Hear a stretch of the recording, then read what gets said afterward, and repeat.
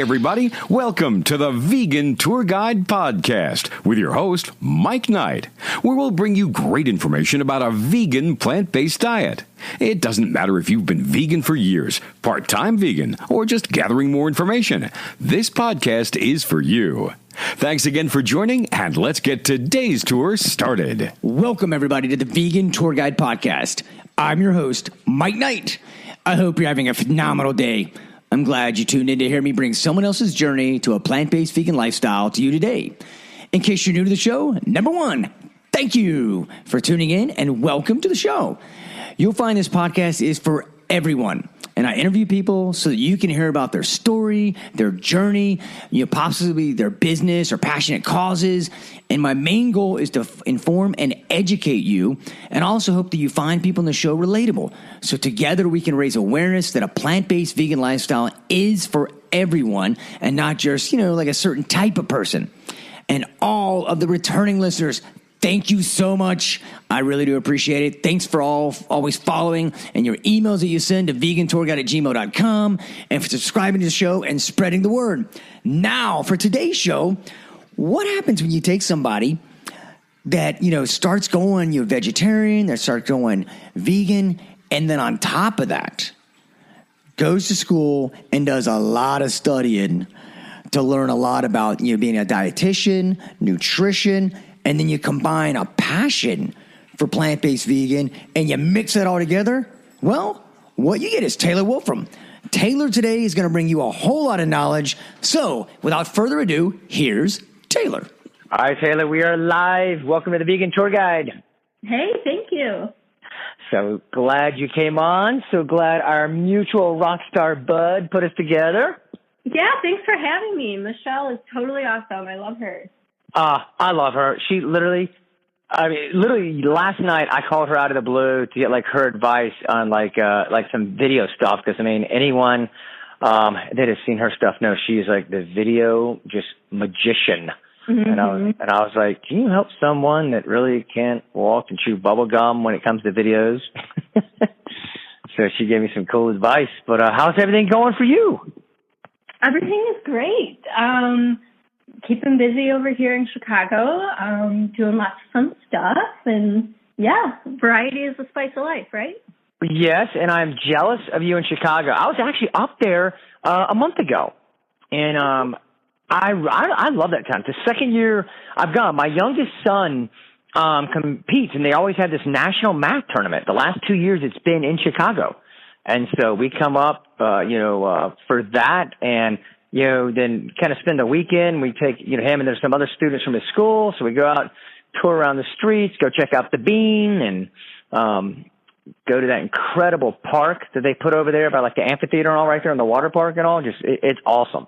Yeah, it's a great city. There's a lot of beautiful parks, and Lake Michigan is awesome, and good museums, and a lot of good vegan food too. Yes, I ran out to Native Foods Cafe while I was there. And so got some great vegan grub there, and was tempted. I thought they were going to have to wheel me out of there because I just gorged. Oh. Yeah, that's not hard to do. Yep. Well, look, what I always love to do, and I know you and I kind of email a little bit about it and all like that, and I love reading your sites and your blog posts. I want to get into those.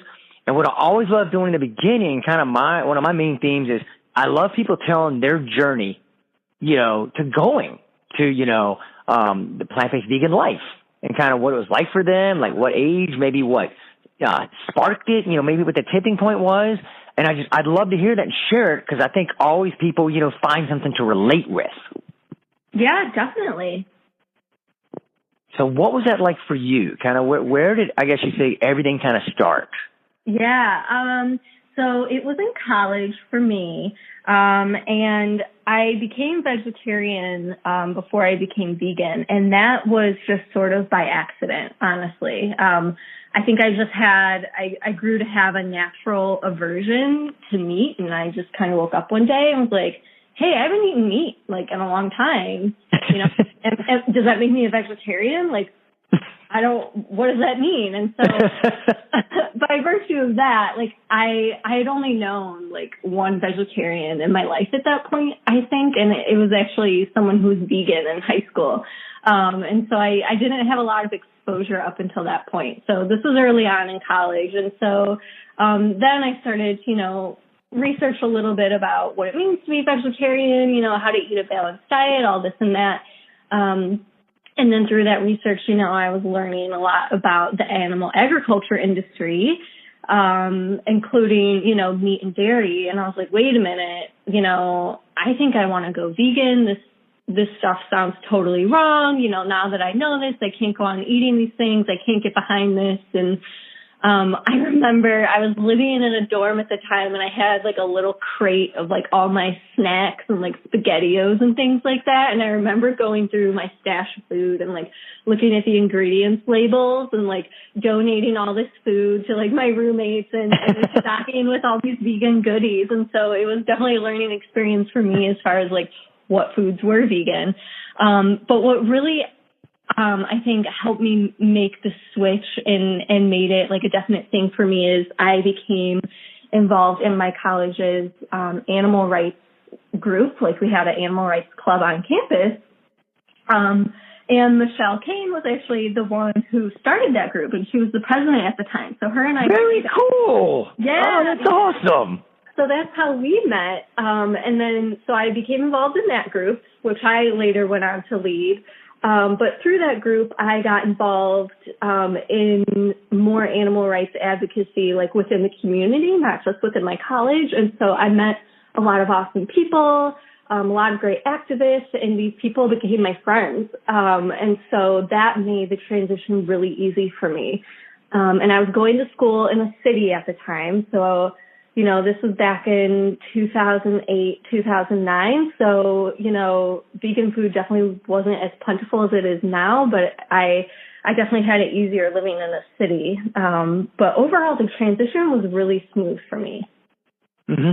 Now, would you say for you, I'm just curious, you said you kind of did things in stages and all, and you had already kind of cut out meat. Like me, and I tell people, I'd cut out red meat literally for probably 10 years. Just by personal choice before I even went, to vegan lifestyle and all like that. So, as you were going, did you gradually phase out? Was there anything first, or kind of how was that? Yeah, that's hard for me to remember because the vegetarian thing just kind of happened on its own. I imagine, yes, like I don't remember eating tons of red meat. I do remember the last meat that I ate. And it was a bone-in chicken breast, and I just remember like dealing with this meat on the bones, and I was just like, oh my God, I can't do this. This is so disgusting. Like this is somebody's bones right here, and it was just like totally freaking me out. But the transition from vegetarian to vegan, like to 100% vegan, definitely occurred over a couple months. Before I purged my college snacks, I was eating granola bars with milk in it and things like that. So it wasn't 100% for a while. And then as far as, the greater lifestyle piece, I was a poor college student, so I couldn't go out and buy all, vegan friendly clothing and personal care products and that. So that was a slower transition for me as well. Once I used things up or once things worn out, I certainly purchased, vegan items, but that wasn't like, I went through this giant overhaul at once. Yeah. Well, now tell you, so then I know from again, kind of, again, looking at your bio and everything, you then went and took what was a personal transition. You've now made it to where I'd love for you to share with everybody, like, what you do. And I'm trying even to pronounce, like, the degrees that you have and, the accreditations that you have. But you put in, a lot of time into that to where now you're serving others in that capacity. Could you tell people about that? Yeah, definitely. So definitely my adventure to becoming vegan and my schooling and career path were definitely intertwined. So when I started college, I was pre-med for a couple years. And then after kind of working a little bit in that field and volunteering and getting to know a little bit more of what it would entail in and learning about my own values and my own kind of philosophy toward health, I was like, I'm just not really into this anymore. And I became really interested in nutrition and more of like a lifestyle wellness type focus toward health. And so I changed my college major to nutrition. So I switched off of pre-med. And that was interesting because this was like in the height of my like animal rights days. And, I was really amped up about everything. And sometimes it was tough for me to be in school there. I mean, most of the classes are fine because it's, hard science. It's biology and chemistry and biochemistry. But when you get to the upper level nutrition classes and food science classes and you have to learn about meat and eggs and dairy, that was a little bit challenging. But, my professors were always open to discussion or me saying, hey, I read this study that suggested this. Can you help me understand that sort of thing? So that was really interesting. And my philosophy surrounding nutrition and plant-based eating has evolved over the years as well. Again, kind of intertwined with my vegan philosophy. I'm not as intense as I was back in the day. So that's been interesting. And like I tell everybody, like veganism is such a journey. You never stop learning and growing and shaping yourself. And so it's been interesting to change, and I've really enjoyed that. I graduated with a Bachelor of Science in Nutrition. And then I went on to grad school where I got a Master's of Science in Nutrition, and I completed my dietetic internship, which is basically kind of like a residency program that you have to complete before you can take the exam to be a registered dietitian nutritionist. So I did that. So now I am a registered dietitian nutritionist. Whoa, that's a lot. It's a lot of science. It's a lot of hard work, long hours when you're an intern, but it's totally worth it. And it's not a lucrative field. So I like to say, we're not in it for the money. Like, at least that we're passionate about what we do. Yep. And I can tell that because, again, reading through your blog postings and stuff like that, definitely that comes through in what you post. And one really stuck out to me. I loved it. And I'd love for you to talk a little bit about it. And I'm actually going to post this when I do, like, our show, repost it. Because I love this post to you about why all vegans should be weight inclusive. And do you mind talking about that one? Because I loved your message there. Yeah, definitely. So the concept of weight inclusivity is, at its core, it's kind of like a social justice movement. And so a lot of us who are vegan, a lot of us tend to align with other types of justice movements, civil rights, that sort of thing. And, there's a lot of discrimination and racism and prejudice that most people are against. But it's interesting because weight discrimination and having a weight stigma is almost like this socially acceptable form of prejudice in our society right now. And so I've been really fascinated by this concept and looking at the research of how that affects health for a while. And I've written some different articles and posts on it for different outlets. And I've had to do my due diligence with the research. But basically the concept is, you can't tell anything about anyone from looking at their body. You shouldn't be commenting or shaming anybody's body because it's not your business. And there's a lot of evidence out there to show that discrimination and stigma based on body size and weight actually harms people. So, if you're out there saying, hey, fatty, why don't you go on a diet, or why don't you hit the gym, or why don't you just eat less or whatnot, that's not helping people be healthier. That's not helping them engage in regular exercise or find a healthy relationship with food. Those people, when they experience those messages or when they experience that discrimination, they're actually less likely to engage in healthy behaviors. So again, this is kind of crossing over into my professional world as well, because a lot of people think, oh, dietitians, you put people on diets, like you help people lose weight. And that's not at all. There's a lot more to being a dietitian. So me personally, I see private clients and I have a weight neutral practice. So I will help people with their goals and build healthy behaviors regardless of their weight. Yeah, I love your approach. And like I said, I love reading the article when you did that because it's, like even for me in my life, a lot of times people ask me and I say, there's a lot of different ways you can approach and utilize the eating all. But like for me, I just want to, feel healthy, feel like I'm doing right by the environment, and feel like, I'm, feeling right, with animals. And I want other people happy. And I think, we shouldn't try and pigeonhole people, into like looking like something, certain sizes, shapes, and like that. It's about what is, their level of happiness in life. Yeah, exactly. It really comes down to that in the individual, and only you know what healthy means to you and what happy means to you. And a lot of people may misconstrue.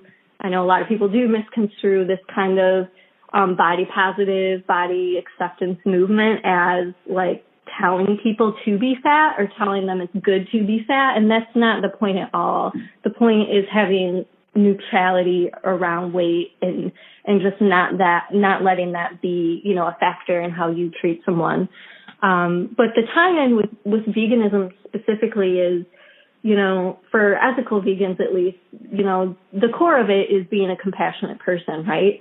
And so obviously we want to be compassionate to our fellow humans. But the other thing is there are vegans out there who are in larger bodies who get shamed by other vegans, whether it be to their face or a lot of times it's on the internet, and they're afraid to go out and participate and volunteer. They're afraid to go join a protest or go to events or volunteer or go to other places because their own fellow vegans are making them feel terrible.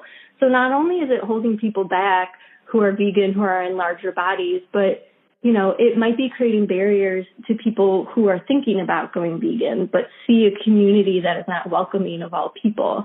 So I think people need to be a little bit mindful of that. Even if they can't, maybe they have some mental block and they just think, nope, all larger people are really unhealthy. Even if you can't get beyond that, if you can get beyond, at the end of the day, helping more animals means making veganism more inclusive, I think that's something, that people could get behind. Exactly.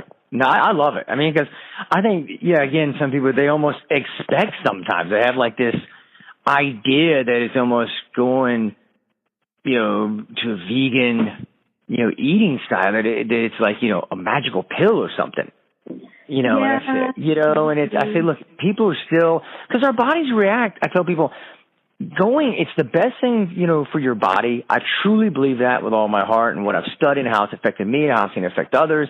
And it's the best thing for the environment and for animals. And like you said, with a base core of compassion. However, I tell people, different foods still affect people different. So people can still be eating great and all.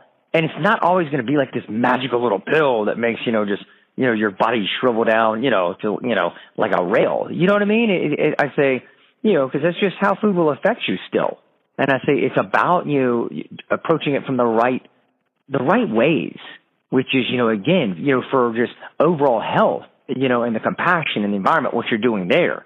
And so I love what you brought out in that article, because I think a lot of times people even say that. I've had people even say when they started, because of those preconceptions or what, like you said, other people in the community sometimes will say, and almost, if you will, the pressure, they'll start like a plant-based, vegan diet, and then they expect that to be the result. And I'm like, no, don't make that the result. Don't make this like the next like diet fad. That's not it. Yes, it can be a byproduct, but the real thing is the core, the compassion. Absolutely. Yeah, I talk a lot about how, veganism is about compassion. It's not about restriction. And, there's certainly differences between people who are going vegan, for a lifestyle, for ethical reasons, and people who are going on a quote unquote, plant-based diet as a diet. And so there are definitely some key indicators of where the differences are there. And one of them is this kind of restrictiveness surrounding food. So obviously if you're vegan or eating plant-based, you're not eating certain things, and that in itself is technically restrictive.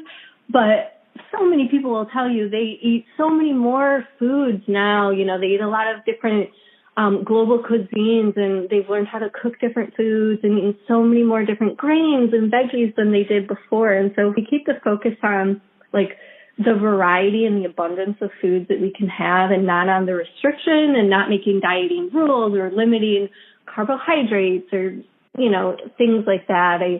There's definitely a big difference between the lifestyle and diet part. And the thing about weight is there's so much more that affects our body shape and size and weight than just what we eat and how we move our bodies. And a lot of those are, not within our control. There's genetics, there's medications, there's family history, there's environmental factors, there's socioeconomic factors, there's so much going on. So I think, just not judging people and let them be on their own journey and, being a good model, showing what a happy, healthy vegan looks like and kind of leaving it at that.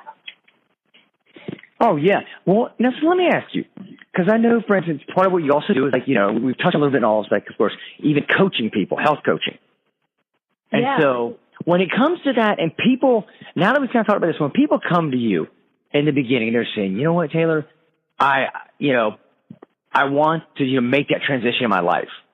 What is advice you give them? How do you handle maybe that first session with some clients and people listening right now? Because again, the audience I have is varied because I welcome it and I love it. I tell people I want people, some of the listeners range, as you can imagine, from full on like me and you that have been, plant-based vegan for a while, some that are just maybe new to it, some that are, dipping a toe in the water, and some that are just gathering information. So kind of for maybe people kind of more on the spectrum of gathering information and all, what is your advice, quote, out of the gate? You kind of tell people kind of maybe what you set up for them. Yeah, sure. So honestly, my practice involves a lot more questions than answers. I use motivational interviewing, so I'm not here to tell people what to do. I'm here to help them. So first and foremost, I always ask people why they're interested in making that transition. And that, not only gives me more information to help them and understand where they're coming from, but it also helps me identify any red flags if they, might be using it for disordered eating purposes or if they're, just using it as a diet or something like that. But that usually gets them talking about their motivations and, whether it was a documentary they saw or a book they read or a friend told them about something. We talk a little bit more about that. And then I try to understand their baseline, where they are. Like you said, you kind of, stopped eating red meat for a while and then maybe took out something else. And so understanding where they are right now in their eating and then assessing, kind of how much they know about what vegans should eat to have, good balanced nutrition. And depending on that, if they totally get everything, then we'll move right on to talking about, different meal and snack ideas. Or if they're like, nope, I have absolutely no idea. Or they're like, what do you mean? I need to take vitamin B12. We'll start at the basics and talk about, what a balanced plate looks like, all the different food groups. We'll move through all of the different quote unquote nutrients of concern for vegans that vegans need to think about a little bit more, like calcium and vitamin D and iodine and things like that. Usually that can't all be done in one session. Usually I hit the quote unquote biggies first, and then move on to other things because it's a lot to digest. But I always provide them with some resources, and I can certainly share those with you, and your listeners if you're interested. Oh yeah, please. Oh gosh, love it. So there is a group of vegetarian dietitians. We're called the Vegetarian Nutrition Dietetic Practice Group, and basically we develop evidence-based resources surrounding vegetarian and vegan nutrition. So we have a professional website where dietitians and other health professionals can go to get more in-depth information, but we also have a consumer website where people can go and there's handouts on, all of the nutrients like iron, calcium, vitamin D, those things, as well as how to eat vegan or vegetarian throughout the life cycle. So from infants and toddlers, breastfeeding, pregnancy, all the way up to older adulthood. And that website is vegetariannutrition.net. And awesome. it also has a really active blog where dietitians are writing different articles or providing different recipes. And that's my number one website that I point people to because it's 100% credible. It's coming from experts. You know you can trust the information, and it's like the bottom line. It's what you need to know. So it's not, you're trying to figure out if it's legit or not. Oh, my gosh. That's awesome. Thank you so much for sharing that. Yeah. And then there's a book that I also recommend if people like to have books that goes in depth about all of the different nutrients, health conditions, give some sample menus, things like that, by two vegan registered dietitians, Jack Norris and Ginny Messina. And that's called Vegan for Life. And that is the number one book that I recommend clients who want to read up on nutrition. Because again, it's totally evidence-based, and it gives you the need to know. It gives you a lot of examples of here's what you would have to eat to meet your zinc requirements of the day and things like that. So it breaks it down to make it a lot easier to understand. Thank you for sharing that, because, I love you bring that up because it's wild. Sometimes I get people that it's almost like when they're talking about, they almost want to use it as like an attack, if you will. Like, oh, yeah, well, what about the B12? Huh, you guys eat a B12. And I'm like, I'm not going to hide behind it. Yes. I realize that. You're right. It is something that we need to pay special attention and, really, if you will, find and go out of our way, if you will, to, get B12 in us. Yes, it is harder. And so I love you shared that because it is important to have that, and you'll get people, bring that up. So thank you so much for that. Yeah, you're welcome. And, there's unfortunately a lot of incorrect information about vegan nutrition out there on the internet. And vitamin B12 is one of them. And I just don't know why this is even an argument, but there are definitely some people out there that think that you can get vitamin B12 in mushrooms, or if you don't wash your fruits and veggies, then you'll get vitamin B12, or since your body can store it for 5 to 7 years, then you don't need to worry about it until you've been vegan for 5 to 7 years. But that's totally not true. The only reliable sources of vitamin B12 for vegans are in fortified foods, so foods that have it added to it, and supplements. So if you're vegan and you're not eating enough, B12 via fortified foods, please, please, please take a supplement. There's no risk, and it's just not worth, the totally terrible degenerative neurological, effects of having the vitamin B12 deficiency. So that's my B12 PSA. Look, I love it. Preach, Taylor, preach. Yes. I love it. Yeah, well, imagine at Vegan for Life, do they kind of break down even, I imagine, like amounts and all like that? Because like I said, that's definitely something I'm very cognizant of. Definitely like B12 and all. So I'd love to know, yeah. Yes, absolutely. It gives you, there's a lot of charts in there of different foods and how much, vitamin and mineral content there are in them, how needs vary by age, all the different things. There's just so much information in there. I think you'll really love it. Oh, I will love it. I'll be honest, I cannot get to Amazon.com fast enough to order that book. I will have that. So what else have you got going on? Again, you do multiple things on your site, which is wholegreenwellness.com. I'll put that in the show notes, but I want everyone to know that, wholegreenwellness.com. And so anything new you've got coming up or anything? Not anything new. I've got a pretty full plate, and I'm trying to practice, actually offloading some things. So, I work full-time. My day job is in nutrition communications. So by day, I am an editor and a reviewer and a writer for websites and a magazine. And then my private practice is, just a small side hustle I have that I do on nights and weekends. And then I do run my blog, and then I do a lot of guest posting. So the Weight Inclusive article you mentioned, that's on World of Vegan. Yes. So I do a bunch of guest posting for there. And then I also swap guest posts with different dietitian bloggers. Like I'll write a guest post for them and they'll write one for me. So, I'm getting my stuff out there. And then that vegetarian nutrition group that I mentioned before, I volunteer with them as well. We have a state coordinator program where we try to have vegetarian dietitians in different states kind of do like grassroots member engagement there. And so I manage them. So I've got a pretty full plate. Always trying to find that balance and making sure that I'm doing good quality work and not spreading myself too thin. Mercy. I know you just rattled off a laundry list there, girl. That is awesome. Well, let me ask you, we know the website. How else can people find you on any other kind of social media that you're active on, maybe to give out to people?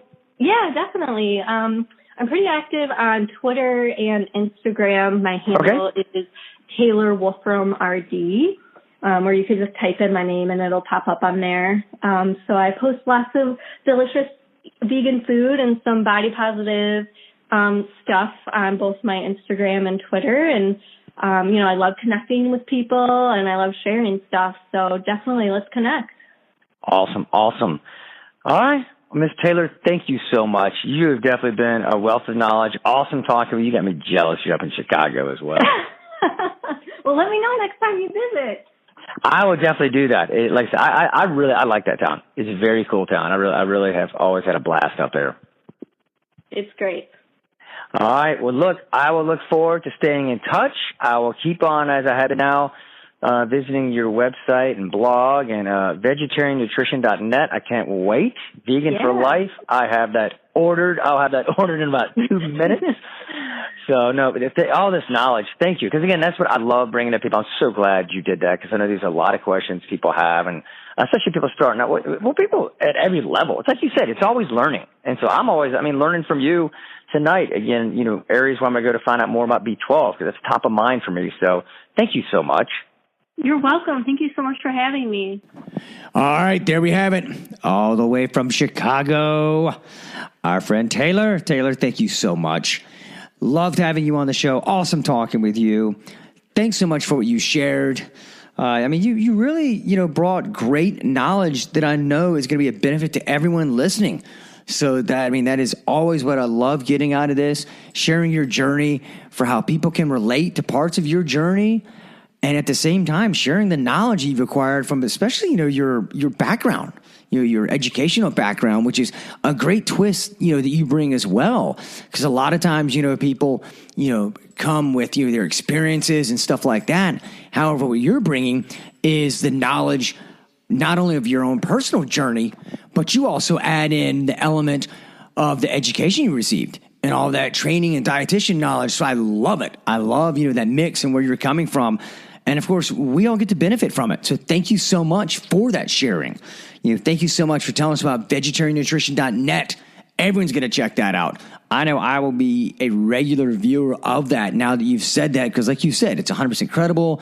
You're coming from experts that are just putting that knowledge out there for people. The book Vegan for Life, again, I'm ordering that, right here after I wrap up all this editing. I will be ordering that and I'll be reading that book because that's one thing I like to stay on top of.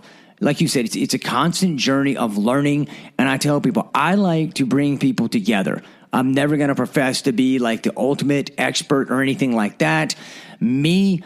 I just love using the passion that I have to spread the word and spread the information to everyone listening and to bring people together, to bring the listeners together with people like Taylor so that Taylor can impart her knowledge and share it with others. So again, thank you all for tuning in and making this possible. Again, all I ask is that, if you like it, please pass it on to other people that, this can be of benefit to, and sharing the knowledge with them. Subscribe to the show. Again, Stitcher, Google Play, iTunes. Hit the subscribe button. It's right there on my homepage, vegantourguide.com. You always can reach me on Twitter, Instagram, Facebook. Everything is, like twitter.com/vegantourguide. It's the same thing with Instagram, same thing with Facebook. So reach me there, the like on the Facebook page. It just helps, again, get all of the information we're putting out there to everybody. That's what I love about this community is that it really is a big joint effort to just spread knowledge and information because that's how people can make these best and informed decisions, for their lives that affect their health. And in turn, they can help out others by spreading more knowledge. And so thank you, everyone, Hope you have a phenomenal day. Always want to give a big shout out to Pat Flynn for the information and inspiration on putting together the podcast. Also to bensound.com for the use of the audio music in this podcast. And everyone, until next time, don't forget to live Pura Vida.